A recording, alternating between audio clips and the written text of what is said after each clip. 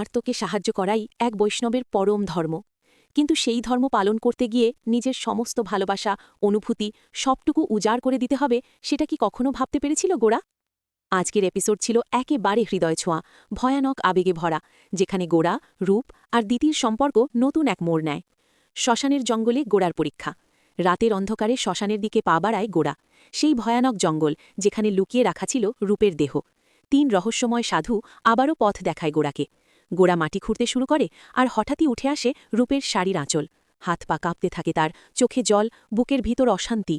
প্রভু, এ কেমন কঠিন পরীক্ষা নিচ্ছেন? ঠিক তখনই রূপের আত্মা সামনে এসে বলে, গোরা, এখন তোমার একমাত্র দায়িত্ব অদ্বিতীয়া ও আশ্রিতাকে রক্ষা করা। গোরা স্তব্ধ, চোখে জলের ধারা, মনের মধ্যে তোলপাড়। রূপের কথা শুনে সে বুঝে যায়, ধর্মের পথ যতই কষ্টের হোক, এটাই তার কর্তব্য। রূপের শেষ ইচ্ছা আর গোরার ত্যাগ। পরের মুহূর্তে গল্পে আসে চরম ধামাকা। রূপের ইচ্ছামতো গোরা তার দেহ দাহ করে, কিন্তু সেই দৃশ্য দেখে ফেলে দিতি। যে গোরা একসময় রূপকে আগুনে পুড়তে না দিয়ে ভেলায় ভাসিয়ে দিয়েছিল, আজ সেই গোরা ধর্ম পালন করতে গিয়ে নিজ হাতে রূপের দেহ পুড়িয়ে দেয়।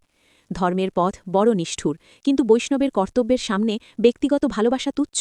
গোরার চোখে কান্না, মুখে যন্ত্রণা, দর্শক হিসেবে তাকিয়ে থাকা যায় না। এই এপিসোডে পল্লবী শর্মা যেন পুরো পর্দা জুড়ে একা রাজত্ব করেছেন। রূপ আর দিতি দুটো চরিত্র, কিন্তু দুই জগৎ। একই মানুষ, অথচ এক চরিত্রে কোমল ভালোবাসা, অন্যটিতে দৃঢ়তা ও আত্মত্যাগ। পল্লবীর অভিনয় ছিল অদ্ভুত বাস্তব। একটা মিষ্টি হাসি, এক ঝলমলে চোখের চাহনি, আর সংলাপের মধ্যে সেই গভীর অনুভূতি দেখে মনে হয় না অভিনয় করছেন, মনে হয় বাঁচছেন চরিত্রটা। বিশ্বরূপদার অভিনয়ও ছিল নিখুঁত। গোরার যন্ত্রণা, দ্বন্দ্ব আর চোখের ভাষা দর্শকের হৃদয়ে গেঁথে যায়। এই পর্বে তারই ধরি ধরি মনে করি সিরিয়াল এক নতুন উচ্চতায় পৌঁছে গেছে।